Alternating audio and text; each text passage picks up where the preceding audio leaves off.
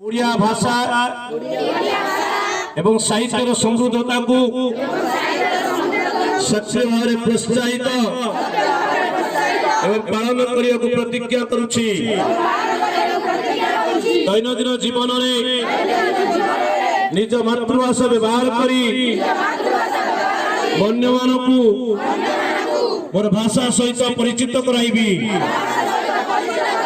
कहानी कविता एवं परंपरार आदान प्रदान माध्यम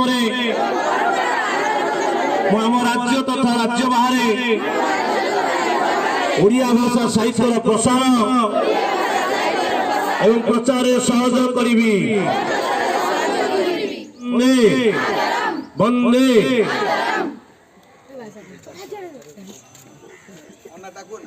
भूली जाओ पछे धनुष्यसन भूल नहीं मातृभाषा को जहाँ पाई आम मातृ परिचय रही अछि जुग जुग को।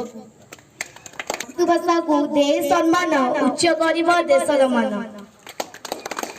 सबुठु सुंदर सबुठु मधुर ओडिया भाषा ओडिया मातृभाषा आम।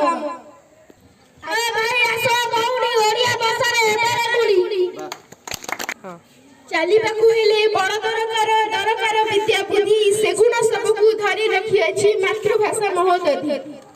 मातृभूमि मातृभाषा उभय जननी सेवनाउठु भक्ति सह दिवस रजन। भाषा बंचिले देश बंचिब बचिबा हमरी मां जहाँ पाई देश विकास रे होइब कौन बा।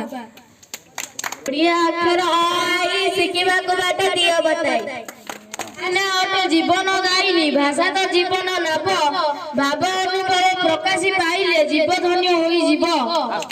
निज भाषा रे गढ़िबा स्वप्न उन्नति रे रखिबा नुआ चिन्ह। दुनिया रे थाउ जते भी भाषा सबुठार प्रिय मो ओडिया भाषा। ओडिया भाषा शिखुच शिख निज मातृभाषार महत्व रख। हेबा पाई कर जेबे आशा उच्च कर आगे निज मातृभाषा। सकाळर शुभकामना सह अंतरर गभीरतम प्रदेश समस्त को अनेक अनेक शुभेच्छा और हार्दिक अभिनंदन जनाऊँगी तथा ए अनुष्ठान प्रधान शिक्षक सहशिक्षक शिक्षयित्री तथा एठी मोर पूज्य बाबा सर अच्छे हृदय प्रणाम करुच्ची। तेबे आज होउची अंतर्जातीय मातृभाषा दिवस इंटरनेशनल मदर्स लैंग्वेज डे। तेणु फेब्रुआरी 21 प्रति वर्ष आमर यही दिवस को आम पालन कर दिवस पालन कर तात्पर्यता होची जे आमे समस्ते किपरि भाव रे आम निजर मातृभाषार प्रचार और प्रसार करि। तेणु इंग्रजी रे गोटे कथा अछि the more you know your mother language the more you know other language. ए कथार अर्थ तमे निजर मातृभाषा सहित तमे जेतिकी परिचित होबो सेतिकी अन्य भाषा को बुझी परिबो अन्य भाषा सहित संपर्कित होई परिबो। तेबे हमर मातृभाषा रे जेतिकी अभिधान रे जेतिकी शब्द अछि ताहा अन्य कोनसी भाषा रे न थाई पारे बा नाही मते।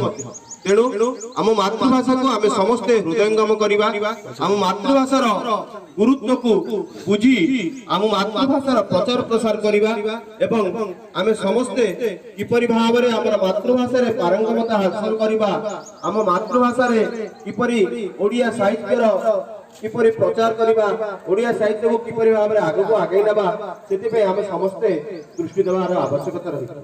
तेबे मु वर्तमान सकाळु आसी जहाँ देखिली तम मानकर जो कृतित्व को देखी मो हृदय पूरा खुशी हो गला। जहाँ हो तमे माने आज ए जो दिवस रे मातृभाषा दिवस रे तम मान को एतिकी परामर्श करबी एवं शुभ मनासेबी तमर ए जो एनुअल एग्जाम होबो एनुअल एग्जाम रे समस्त कृतित्व लाभ कर एवं परिशेष रे विशेष किसी न कही एतिकी कहबी जे तमे समस्ते तमर कृतित्व को समग्र ब्लॉक रे देखा समग्र जिल्ला रे देखा। मु एक कथा रे खुशी अछि जे एई विद्यालय रो समस्त कृति छात्र छात्री मानकर ना बहुत आगु को जाउ एवं तमମାନଙ୍କର उद्यम एमती अनवरत जारी रहू यही आशा प्रकट करी तमମାନଙ୍କ पछरे विद्यालय जो शिक्षक शिक्षयित्री मान हाथ रही ତାଙ୍କର ଉଦ୍ୟମ ସଦୁଦ୍ୟମ ସଚେଷ୍ଟା କୁ ମୁଁ ପ୍ରଣାମ କରୁଛି। ଆପଣମାନଙ୍କୁ ଅନୁରୋଧ ରଖିବି ଆଜିର ଏଇ ମାତୃଭାଷା ଦିବସରେ ଆପଣମାନଙ୍କର ଏଇ ଉଦ୍ୟମ ଆପଣମାନେ ଜାରି ରଖନ୍ତୁ ଏବଂ ଏ ପିଲାମାନଙ୍କର ଜୀବନକୁ ସଫଳ କରନ୍ତୁ।